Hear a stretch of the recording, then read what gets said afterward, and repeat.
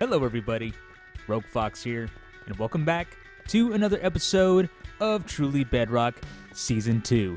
This is episode 19, and we are running into a wall at the moment, but no, we are running through the Basalt Delta Trench that we were working on in the last episode, because this is what the Nether Tunnel is going to be. I'm actually surprised I made it that far before I actually hit something, or, ran into lava or magma cubes or anything like that. Excuse me, magma blocks. Magma cubes are the little mobs that we have right here, and I really need to get more of those heads. They are very hard to come by, apparently, because I've killed quite a few, and I haven't seen any at all. But in the last episode, I forgot how far we actually got. I think we worked on about this area here to about right around here, and this thing is coming together very nicely. I did expand upon it a little bit more, and of course I did run out of basalt, but needless to say, we are getting very, very close to, we can see the portal right there, we are getting very close to the main nether tunnel, and man, that is so encouraging to see. But of course we do have a lot of work to do.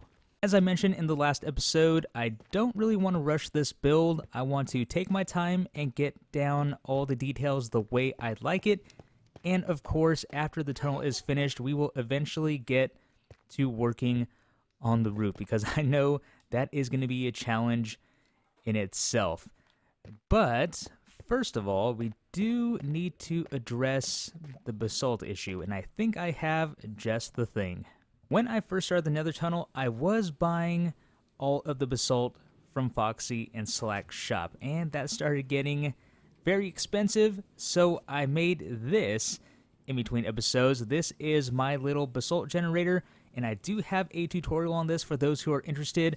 A card to it will be popping up in the top right corner, and of course, there will be a link to it down in the description below. Now, I didn't add my lever to it like I normally do, but if we just break this will start generating our basalt like that, and this is only going to go, if I remember off the top of my head, 12 out before it actually locks, because once we get to 13, a piston cannot push any more blocks. But what I've been doing is just breaking it up like this. Now, this was getting the job done in the beginning, but we need a ton of basalt, so I think we are going to need something a little more industrial sized.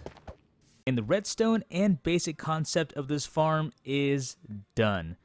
So what we have here is the soil, which we need to generate basalt.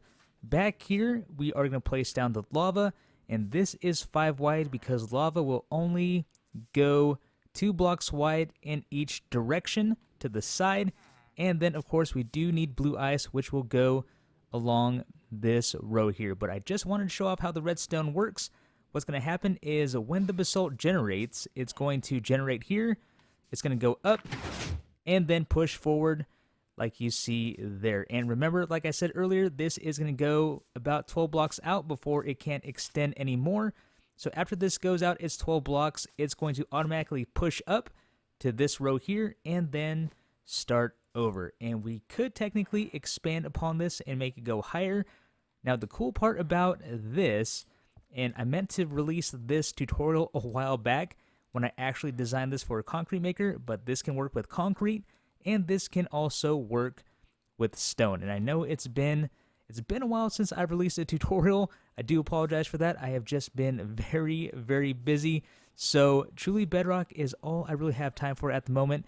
And then, as you know, I had that month break this past month, and I want to give everyone a huge shout out for the support that you've shown me.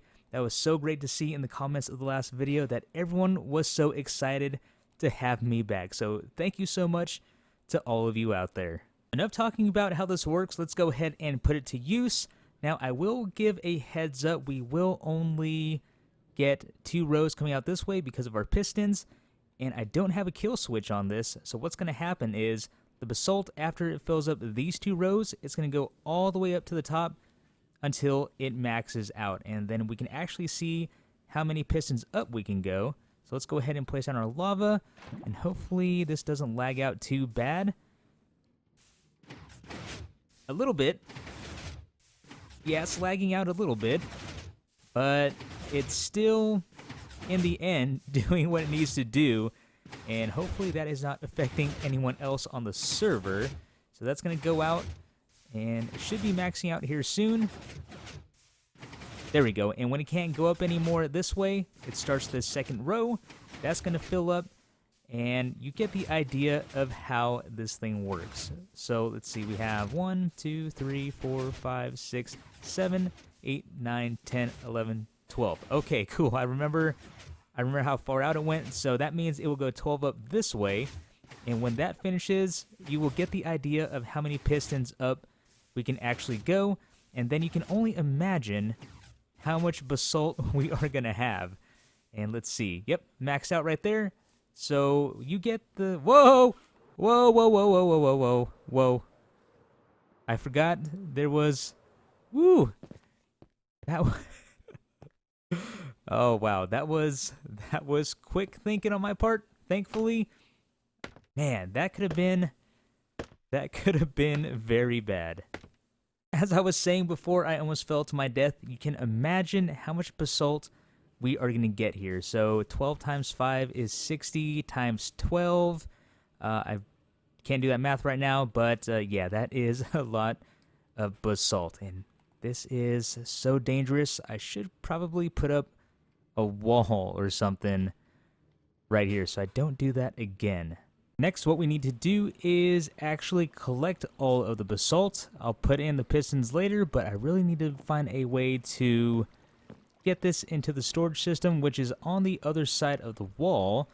So I already placed in the water stream, and if we head on down below, I think I have an idea that might work.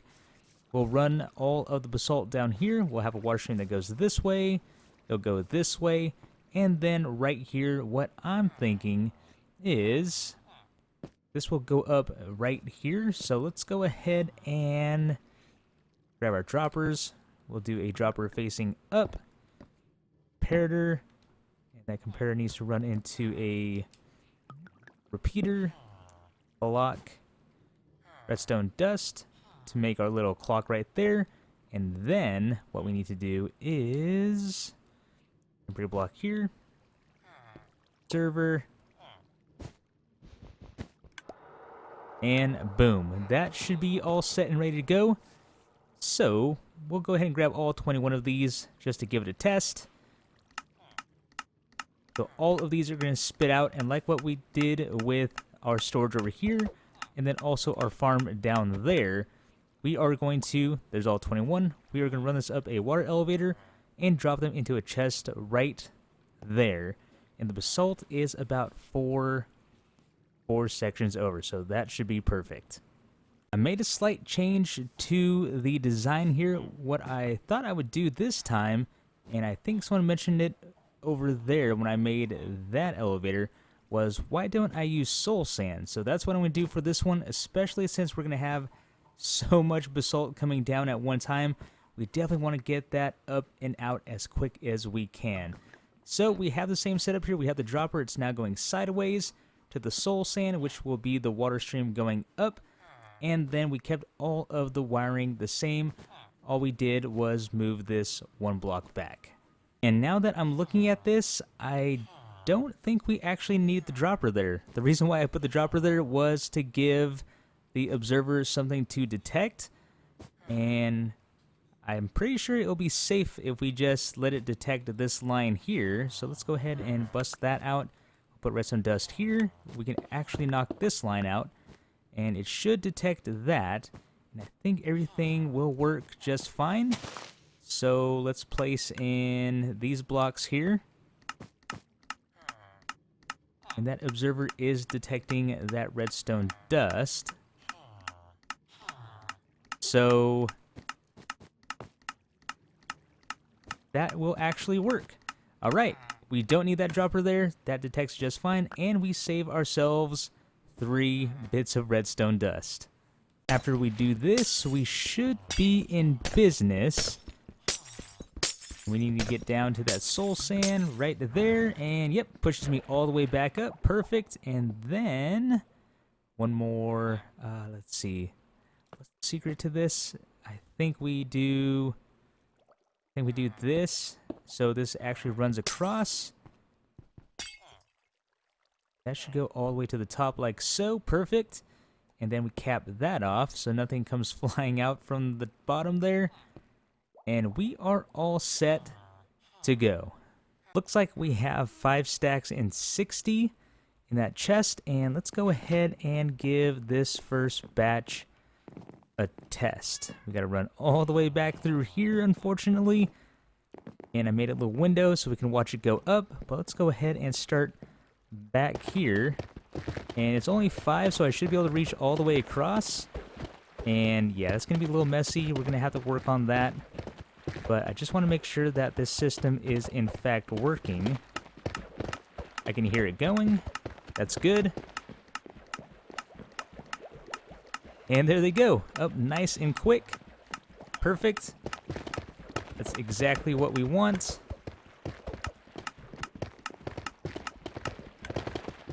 And look at that block lag. Isn't it great? So we'll go ahead and just... My inventory's full. Pick all these up real quick. And we'll just chuck them right on in.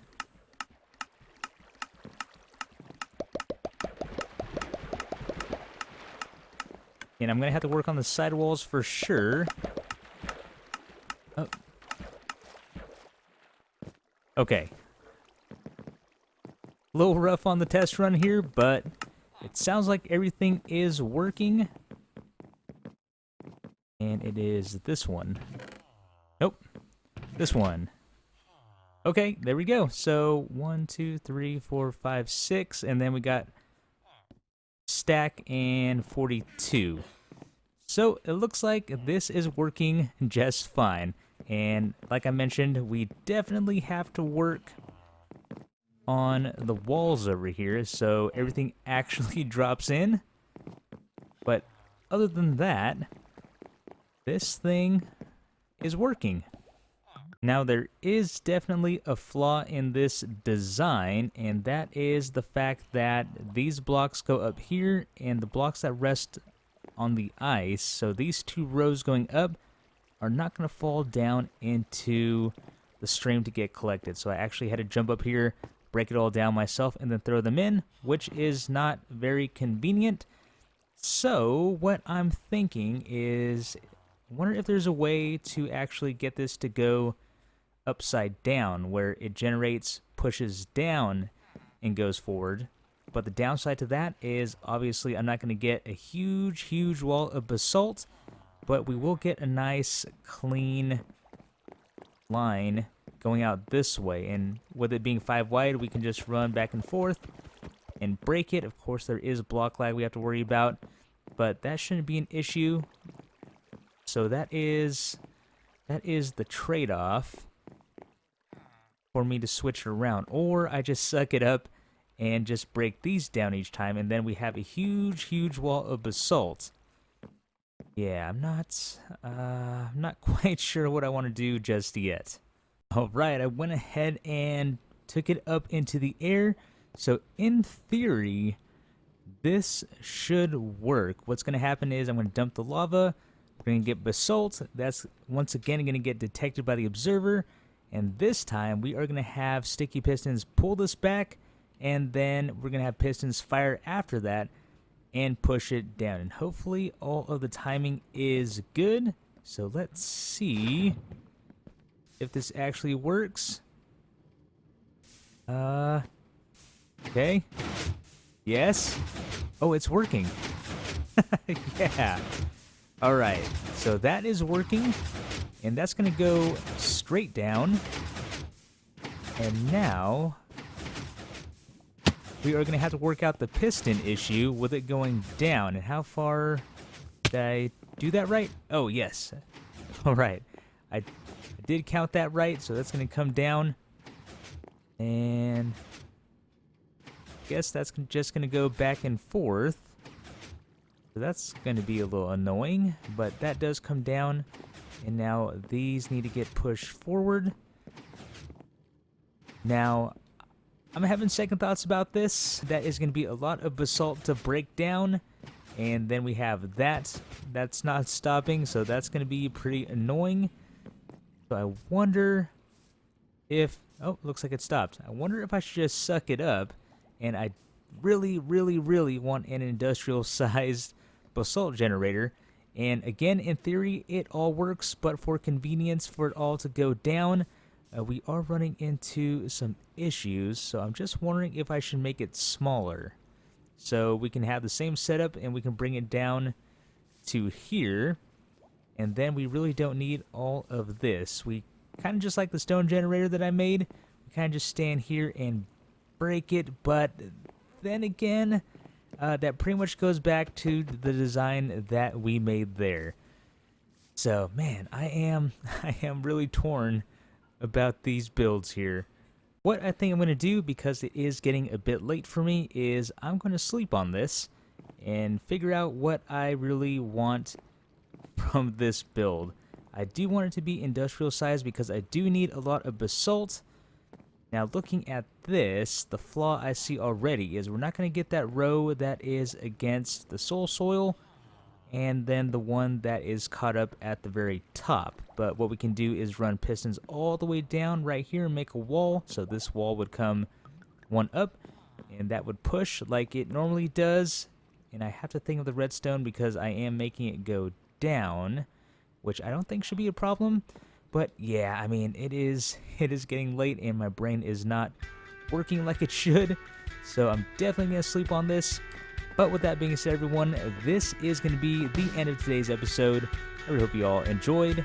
This has been Rogue Fox, and I will see you later.